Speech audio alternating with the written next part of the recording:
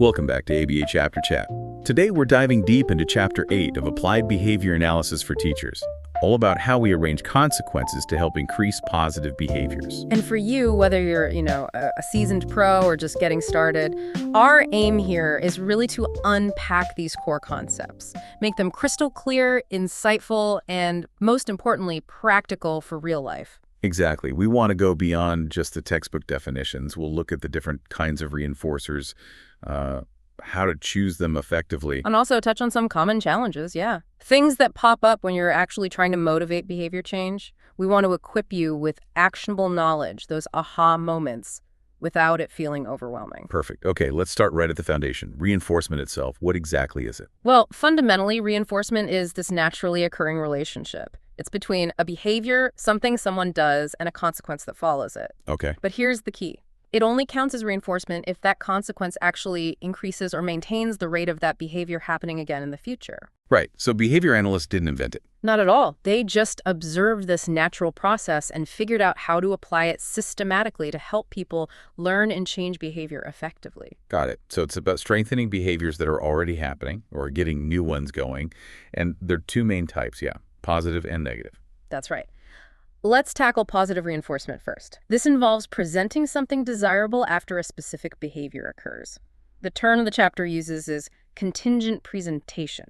Contingent presentation, meaning the desirable thing only shows up if the behavior happens. Exactly. It's conditional. Like the example with Marcus, he completes his math problems, then he gets contingent presentation of playtime with his airplane models. Ah, okay. So the fun playtime is the consequence presented only after the math work. Precisely. And because he likes the planes, he's more likely to do his math in the future to get that playtime. Simple, but powerful. It makes sense. Now, negative reinforcement. This one can be a little trickier. It definitely tricks people up sometimes because of the word negative, but remember, both types increase behavior. Right, that's the crucial part. So how does negative reinforcement work? Okay, negative reinforcement involves the contingent removal of an aversive stimulus after a behavior. So something unpleasant is taken away. Take a contingent on the behavior. Yes. The behavior leads to the escape or avoidance of something the person doesn't like, and that removal makes the behavior more likely in the future. So back to Marcus. Yeah. If he doesn't like being alone in the classroom doing math, right, that could be the aversive situation. and finishing his math means he gets to leave and join his friends in the gym. Bingo. Finishing the math leads to the removal of the unpleasant empty classroom. He escapes that situation. So he's more likely to finish his math quickly next time to avoid being stuck there. Okay, I see. So both SR plus and SR increase behavior. One adds something good, the other removes something bad. You got it. That's the core difference. All right, let's focus on the positive side for a bit, the world of positive reinforcers. The chapter breaks them down into types. It does. The main distinction is between primary and secondary reinforcers. Primary reinforcers are things that are biologically important, things we naturally need or enjoy. Like food, water. Exactly. The chapter mentions things like cracker pieces or maybe listening to preferred music through earbuds. These are often effective when teaching brand new behaviors or with younger kids or individuals with more significant disabilities because their value doesn't have to be learned. Makes sense. Built-in rewards. Yeah. So what are secondary reinforcers then? Secondary reinforcers are things that acquire reinforcing properties because they've been associated or paired with other reinforcers, often primary ones. Their value is learned. So we learn to like them. What are some examples? Oh, there's a huge range. Tangible things like certificates or stickers, privileges or activities, being a monitor, getting extra free time, working on a special project. Then there are generalized reinforcers like tokens or points, which are powerful because they can be exchanged for many other things. And of course, social reinforcers, praise, smiles, thumbs up, even just being near someone. Wow. Okay, lots of options. So how do we actually choose which ones will work? Because what works for one person might totally flop for another, right? Absolutely spot on. And that is a critical point, maybe one of the biggest challenges. No item or activity is automatically reinforcing just because we think it should be. Right. Like, I might think video game time is the ultimate reward, but the student might not care. Exactly. It's defined only by its effect on behavior. Does it increase the behavior it follows? If yes, it's a reinforcer for that person in that context. If no, it's not. We have to let the behavior tell us. So our assumptions can really get in the way. They really can. Many factors influence effectiveness. The person's reinforcement history, Their current deprivation state, like are they hungry for edibles or satiated? The perceived value, consistency, age appropriateness. You wouldn't offer Fruit Loops to a teenager, probably. Probably not going to work. So individualization is key. And that means we often need to do more than just guess. We need preference assessments. Preference assessments. Okay, tell me more. How do those work? They're basically systematic ways to figure out what someone prefers. The method depends a bit on the person's communication skills. So for someone who can talk, You can ask them directly. Use interviews, questionnaires, maybe like the school reinforcement survey schedule mentioned in the book. You can also create reinforcer menus lists or pictures of potential rewards they can rank. makes sense. Just ask. But you mentioned a caution there. Yeah, a big one. What someone says they like doesn't always translate into what actually motivates them to work or change their behavior. You still have to observe the effect. Asking is a good starting point, but not the final word. Actions speak louder than words. Okay, what about for students with limited verbal skills? Then we rely more on direct observation. We might present actual items or activities or pictures of them, maybe even short videos, and see which ones they approach, choose, or spend time with. Like putting a few toys out and seeing which one they grab first. Sort of, yeah, but often more systematically. A common method is the paired item assessment. You present 2 items at a time and record which one they choose. Forcing a choice. Exactly. You do this repeatedly, pairing each item with every other item. This gives you a hierarchy: high preference items they choose often, medium and low preference items they rarely choose. High preference items identified this way are generally more predictive of what will actually function as a reinforcer. That sounds much more reliable than just guessing. The chapter also lays out Hall & Hall's 9 steps for selecting reinforcers. Seems comprehensive. It is. It covers things we've touched on, like considering age and interests, matching the reinforcer's value to the effort required for the behavior. Right. Offering a lukewarm cup of coffee for working all weekend probably won't cut it. Definitely not. It also mentions considering availability. Can the teacher actually provide this consistently? Using the Premack principle, that work then play idea. Using preferred activities to reinforce less preferred ones. Yes. Asking the person, considering novel items to avoid boredom or satiation, thinking about natural reinforcers. Natural ones, Yeah. like getting good grades or positive feedback. Exactly. Things that occur naturally in the environment. They're often easier, cheaper, and more likely to maintain the behavior long term. The sequence finishes by saying, select what's most likely to work, and then crucially, track the behavior to confirm it's actually working. Measure the effect. Yeah. And reassess periodically. Oh, absolutely. Preferences change. People get tired of things. That's satiation, an abolishing operation. What worked last month might not work now, so ongoing assessment is vital. Okay, so we found some potential reinforcers. How do we make sure they actually work to increase the behavior? 2 big words came up earlier: contingency and immediacy. Crucial concepts. Contingency means the reinforcer is delivered only if the target behavior occurs. It's that strict if-then relationship. Like the example of Miss Troutman having the party anyway, even though the kids didn't meet the behavioral goal. Precisely. She broke the contingency. She inadvertently reinforced the chaos by giving the reward regardless. The students learned their behavior didn't actually matter for getting the party. Ouch. Okay, so contingency is vital. What about immediacy? Immediacy means delivering the reinforcer as soon as possible after the behavior occurs, especially when first teaching a skill. Why is that so important initially? It helps the learner make a clear connection. I did this, and then this good thing happened.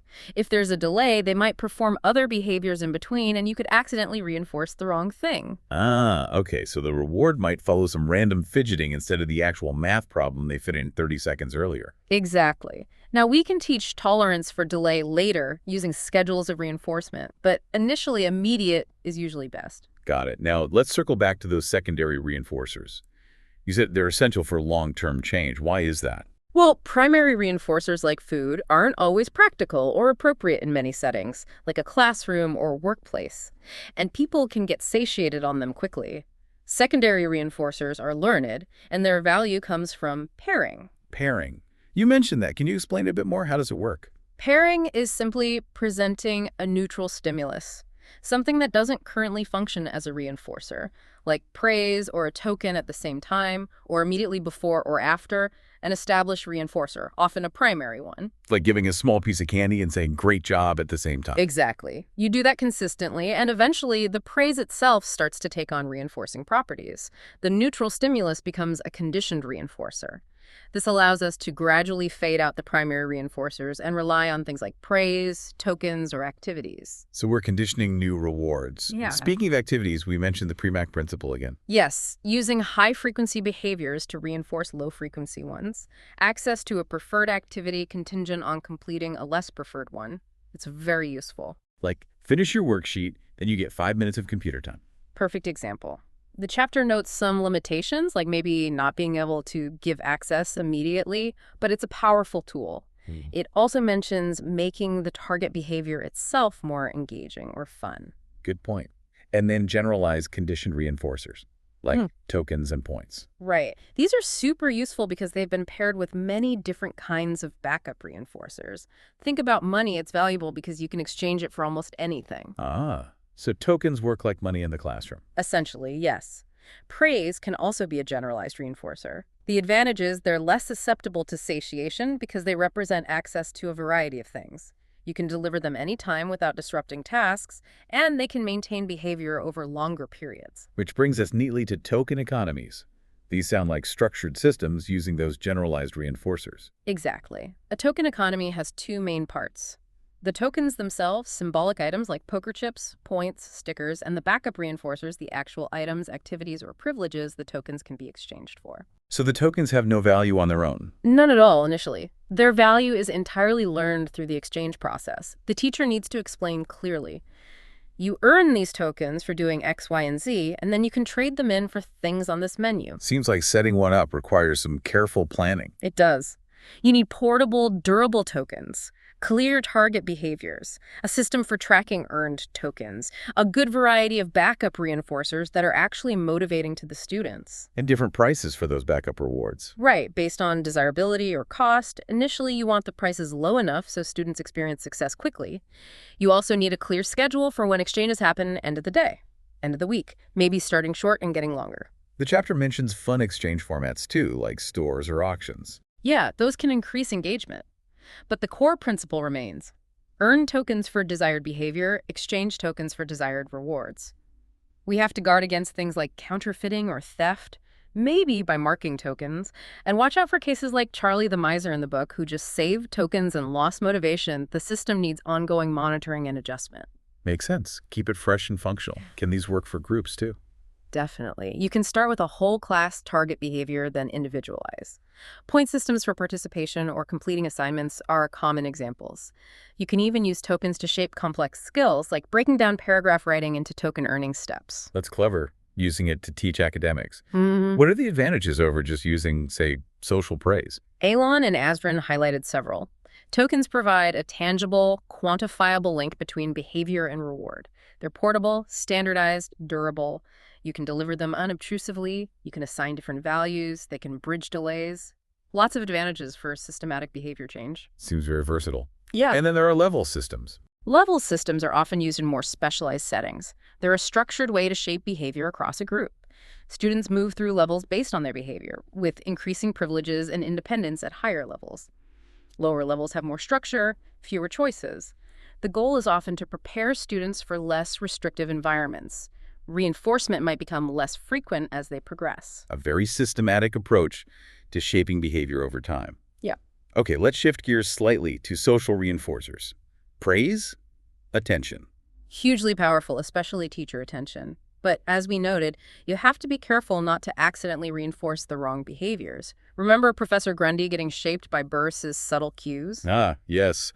A good cautionary tale. So what makes social reinforcement effective? Variety is key. Smiles, nods, eye contact, proximity, appropriate physical contact like a high five, specific words of praise, privileges, and research strongly supports contingent praise. You mentioned specific praise being better than general praise earlier. Yes, much more effective. Great job staying in your seat during the lesson tells the student exactly what they did right, unlike just good job.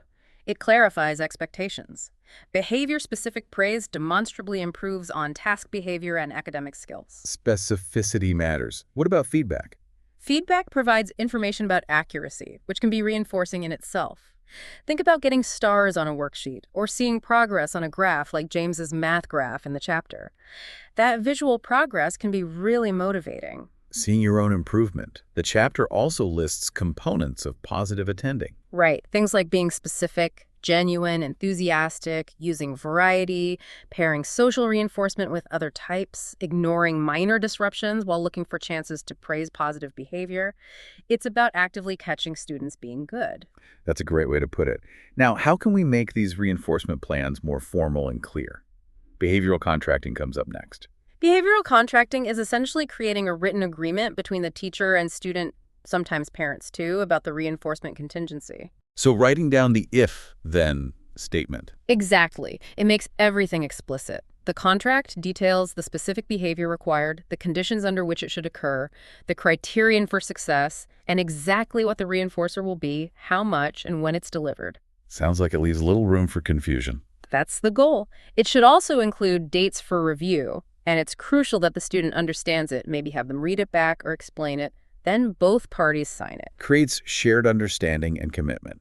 Holman colleagues provided 10 rules for contracting. Yes, good practical guidelines. Things like reward immediately after the performance, reward small steps, approximations, reward frequently with small amounts, reward accomplishment, not just obedience. Focus on what they achieve, not just doing what they're told. Right.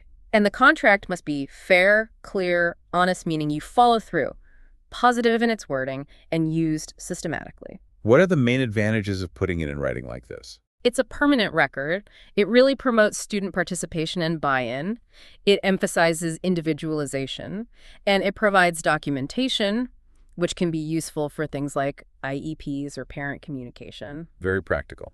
Okay, the chapter then talks about variations in how we administer reinforcement to individuals or groups. Right. Kasdan's matrix looks at who the contingency is for, individual or group, and who receives the reinforcement, individual or group. You can mix and match. So an individual student works towards their own goal and gets their own reward. That's one way. Yep, cell 1 or cell 2. Everyone has the same goal, like raising your hand, but each student who does it earns their own token. Okay.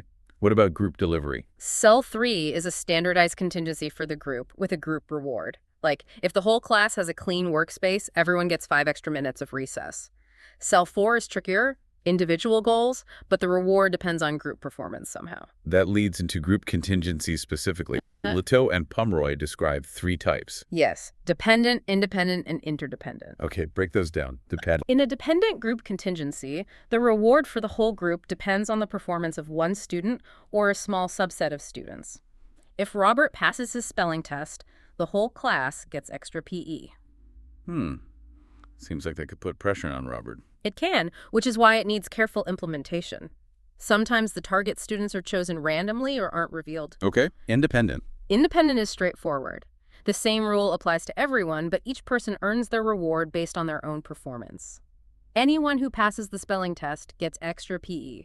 Your outcome doesn't affect anyone else's. Got it. And interdependent. That's where everyone's in it together. The whole group has to meet a certain criterion for anyone to get the reward. If the entire class averages 85% or better on the spelling test, everyone gets extra PE. Ah, like the good behavior game. Exactly. That's a classic interdependent group contingency. Teams compete to have the fewest disruptions. It's been shown to be really effective for reducing problem behavior and improving academics. There are variations too, like the caught being good game. So, group goals, group rewards. What's key to making these work well? Clear expectations, teaching the desired behaviors, accurate monitoring, frequent feedback, motivating rewards, maybe even teaching students how to encourage each other positively.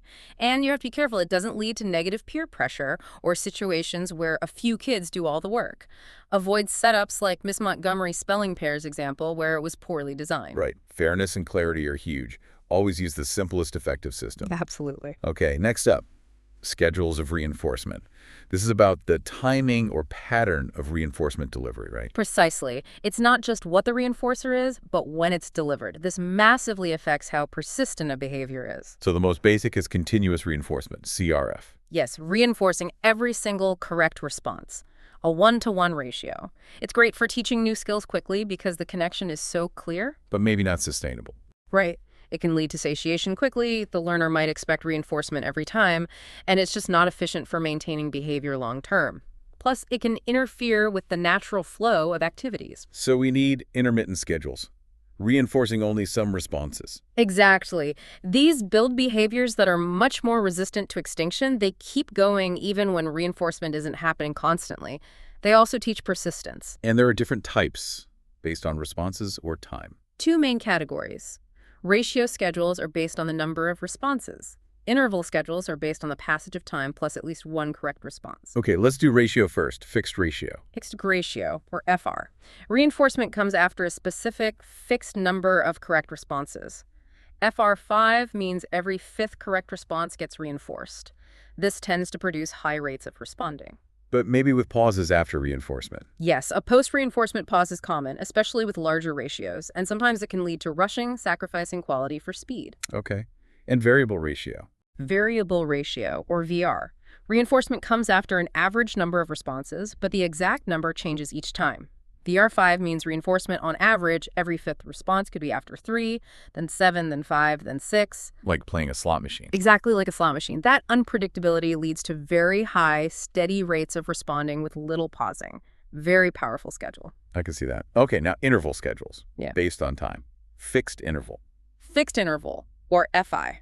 The first correct response after a specific amount of time has passed gets reinforced. FI 5 minutes means the first correct response after 5 minutes earns reinforcement. How does that affect behavior? Usually produces slower rates than ratio schedules. Often see a scallop pattern, a pause after reinforcement, then responding gradually increases as the end of the interval nears. Like cramming for a test that happens every Friday? Kind of, yeah. You know when the payoff opportunity is coming? And variable interval. Variable interval, or 6. The first correct response after an average amount of time gets reinforced, but the time varies. VI 5 minutes means reinforcement is available on average every 5 minutes. This leads to slow to moderate, but very steady and consistent responding because you never know exactly when reinforcement might become available. Think checking email, you don't know when a new one will arrive, so you check periodically. Steady and stable. The chapter also mentions response duration schedules. Yes, those are based on the continuous duration of a behavior, like staying seated for a certain amount of time. Fixed response duration, FRD, requires a specific continuous duration. Variable response duration, VRD, requires an average duration. And lag schedules, that sounds different. Lag schedules reinforce response variability. Reinforcement depends on the current response being different from the last one, lag 1, or the last few, lag 3, etc., used to encourage creativity or a wider range of behaviors. Interesting. Now, with all these intermittent schedules, you mentioned thinning. What's that about? Thinning is the process of gradually moving from a dense schedule, like CRF or a low ration interval, to a leaner, more sparse schedule, higher ration interval. Why do that? To build persistence. It makes the behavior more resistant to extinction, less dependent on constant rewards, teaches delayed gratification, and helps transfer control to more natural reinforcers in the environment. You want behavior to continue even when you're not constantly reinforcing it. Makes sense. But you have to be careful. Ratio strain. Yes. If you thin the schedule too quickly, responding can decrease dramatically or stop altogether. That's ratio strain. If it happens, you need to back up to the previous successful schedule and thin more slowly. And it's generally a good idea to tell learners the schedule so they don't develop incorrect expectations. Good communication helps. Yeah. Okay, deep breath. Let's tackle negative reinforcement again, but in more depth. Remind us of the core idea. Okay, negative reinforcement. A behavior increases because it leads to the removal or avoidance of an aversive stimulus. Something unpleasant stops or is prevented from happening contingent on the response. Escape or avoidance. Exactly. And this can, unfortunately, inadvertently strengthen problem behaviors. If a student whines and the teacher removes a difficult task, the whining might be negatively reinforced by escape from the task. Creating that negative reinforcement cycle. The chapter's howler anecdote really illustrated this. It did. It showed how strongly escape from an unpleasant task, math in that case, can reinforce disruptive behavior, and how persistent you need to be to break that cycle. It also highlights that what's aversive is totally individual. What kinds of things might be aversive in a classroom? Tasks that are too hard, too boring, embarrassing, like reading aloud if you struggle, demanding physical tasks. Even teacher behaviors like nagging or sarcasm can be aversive and lead students to want to escape. That's why positive classroom management is so crucial. And unclear instructions or frustration-level work. Definitely. If students don't know what to do or feel overwhelmed, the situation becomes aversive, and escape-maintain behavior is more likely. Research shows that making instruction less aversive by offering choices, interspersing easy and hard tasks, providing reinforcement beforehand, can reduce problem behavior. So understanding the function of the behavior is key. Is it happening to escape something? Exactly. Functional behavior assessment, FBA, and functional analysis help determine if escape from demands is maintaining the problem behavior. Chapani's questions in the chapter are helpful here. Can we use escape constructively? Yes, sometimes. Instead of letting the student escape through misbehavior, we can teach them an appropriate way to request a break, like using functional communication training, FCT. Then, escape is provided contingently on the appropriate request, not the problem behavior. You'd start small and gradually increase the work required before a break is granted. So teaching a replacement behavior that serves the same escape function. Precisely. And you absolutely must simultaneously reinforce that appropriate alternative behavior. Okay, finally, let's talk about natural reinforcement. This feels like the ultimate goal. It really is. Reinforcement happens all around us, naturally. The purpose of using structured reinforcement systems in places like classrooms is often to manage behavior initially, teach that cause and effect link, and ultimately help learners connect with and respond to the natural reinforcers available in their everyday lives. So what makes a reinforcer natural? It depends on the situation, setting, age. But generally, it's a consequence that typically follows that behavior in the real world without needing a special system set up. Recognition for good work, the intrinsic pleasure of mastering a skill, positive social interactions, achieving a personal goal. So even things like privileges or social praise can be natural reinforcers. Absolutely. Earning the privilege of leading a project because you showed responsibility is natural. Getting praise from a friend for helping them is natural. The chapter emphasizes that reinforcers that are direct, logical outcomes of the behavior itself are often the most effective for long-term maintenance and generalization. Students learn how the world works. Sometimes rewards are immediate, sometimes delayed. Right, like Professor Grundy's anecdote about the delayed natural reward of understanding the course material after engaging with the technical junk. The payoff wasn't immediate, but it was powerful when it came. The chapter ends with several examples of reinforcement attempts that failed. Why include those? To illustrate common pitfalls, ignoring behavior that's actually being reinforced by pure attention, principal's visits not functioning as punishers, sticker charts failing because the backup system broke down, thinning reinforcement too fast. These highlight how crucial it is to understand all the principles, contingency, immediacy, schedules, function, individualization for reinforcement to truly be effective. It's not just about handing out rewards. A good reminder that it requires careful thought and observation. Definitely. Like the video example mentioned, the student getting excited by their own completed work. That's a beautiful example of natural intrinsic reinforcement. Okay, let's unpack what this all means for you, the listener. Understanding how to effectively arrange consequences. This is just fundamental to guiding behavior and fostering learning, isn't it? Absolutely. By carefully thinking about the types of reinforcers, really individualizing them, applying them contingently and immediately, at least at first, and then thoughtfully transitioning to more natural supports, that's how you create powerful, sustainable behavior change. And remember, the key, the absolute bottom line, is to observe the effect of the consequence on the behavior. That tells you if it's truly a reinforcer for that individual. Don't be afraid to experiment, observe, and adjust as needed. Yeah, be a good observer. This deep dive, it's really just scratched the surface of everything in Chapter 8. We definitely encourage you to go back, reread, and think about how these principles play out in your own specific context. What really stood out to you as most relevant or maybe even surprising? And here's a final provocative thought for you to mull over. How can we, as professionals, as parents, as colleagues, get better at recognizing and genuinely leveraging the naturally occurring reinforcers in our everyday environments to support positive behavior and growth in ourselves and others? That's a great question, thinking beyond the sticker chart. Exactly. Yeah. Something to think about. Thanks so much for joining us on the deep dive. Until next time.